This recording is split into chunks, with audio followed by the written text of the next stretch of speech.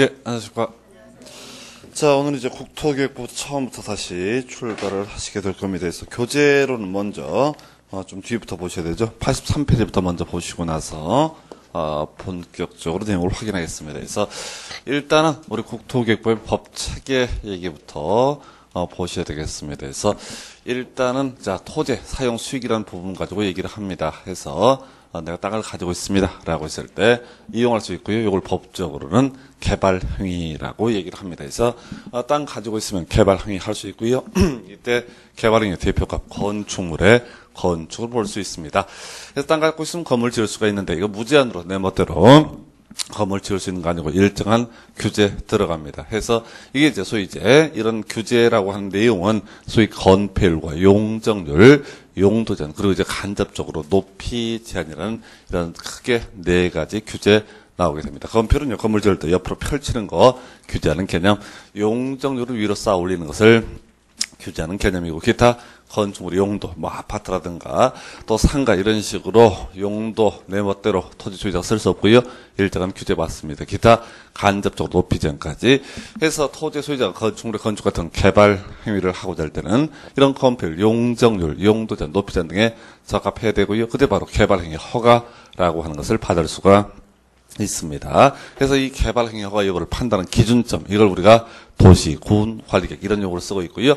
사실 이 도시, 군, 관리계획이라는 거, 자, 크게 주로 5개, 기타 2개에서 총 7가지 내용을 다루고 있는 것이 도시, 군, 관리계획입니다. 그래서 용도 지역의 지정 변경에 관한 계획 이렇게 정의를 하고요. 이게 이제 가장 기초가 되는 도시, 군, 관리계획. 해서 용도 지역이라고 하는 거, 이거저거 다 떠나서 일단은 목적은요, 어떤 토지, 건물 지을 때 건폐율과 용적률과 용도 등을 규제를 하게 한 개념이다. 이렇게 보시겠고요. 요거 이제 전국도 21개 중에 하나의 등급을 매기는 개념이 되겠습니다. 그리고 이 용도 지역이라고 하는 것은 뒤에서 자세히 보시겠지만은 저희 도시, 군, 관리계획, 입안 결정 과정을 거치게 돼 있어요. 그래서 어떤 토지 등급 21개 중에 어느 하나를 지정을 하고자 할 때는 먼저 기초조사, 그 다음에 하나의 안을 만들어서 주민의 의견을 듣는 공고 열람, 그리고 지방의회 의견 정치 거쳐서 입안하고요.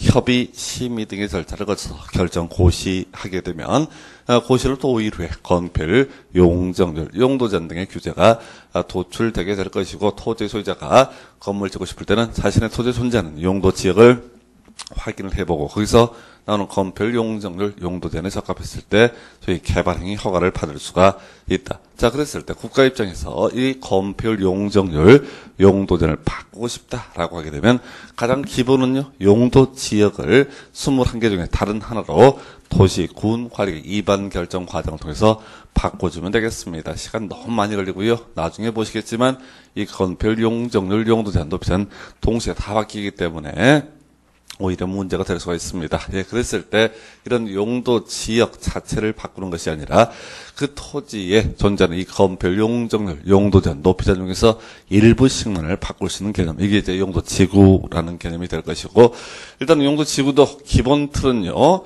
자, 건폐율과 용적률, 용도 제한 혹은 높이 제한을 규제한 개념이 돼 보셔야 되는데, 용도 지역에서는 세트로 나옵니다. 하나의 용도 지역이 바뀌게 되면 동시에 건폐율과 용적률, 높이 제한 이런 것들 동시에 다 바뀌게 되는데, 용도 지구에서는요, 일단 어떤 용도 지구에 따라서 높이만을 규제하는 경우도 있고, 어떤 용도 지구는 용도만을 규제를 하는 경우도 있을 수가 있습니다. 그래서 결과적으로 자, 용도 지역 바꾸는 게 전신 성향이라고 본다면 용도 지구 바꾸는 거는 부분 성향 정도의 개념으로 해석을 할 수 있겠고요. 일단 기본 틀 자체 용도 지구도 입안 결정 과정을 거쳐야 되고요. 결정이 고시가 있게 되면 고시로부터 5일 후에 각각의 규제 나오게 됩니다. 그래서 해석을 통해서 용도 지역 위에다가 용도 지구라고 하는 걸 지정을 할 수 있다. 이걸 이제 시험용으로 용도 지역과 지구는 중복하여 지정할 수 있다. 이런 용어를 만들게 되게 됩니다. 자, 기타 용도 구역도 도시군 관리계획 일종이고요.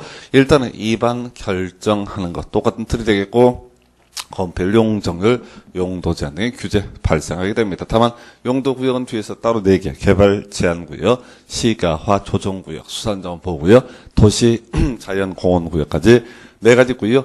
여기가 숫자 따로 공부 안 하시는데 시험 범위가 아니기 때문에 어쨌든 좀 규제가 아주 센 땅이다 이렇게 해석을 하게 됩니다. 그래서 이렇게 땅에다 금긋는 게 용도 지역과 지구와 구역. 자, 이것들의 관계를 보게 되면 일단 토지가 있으면 무조건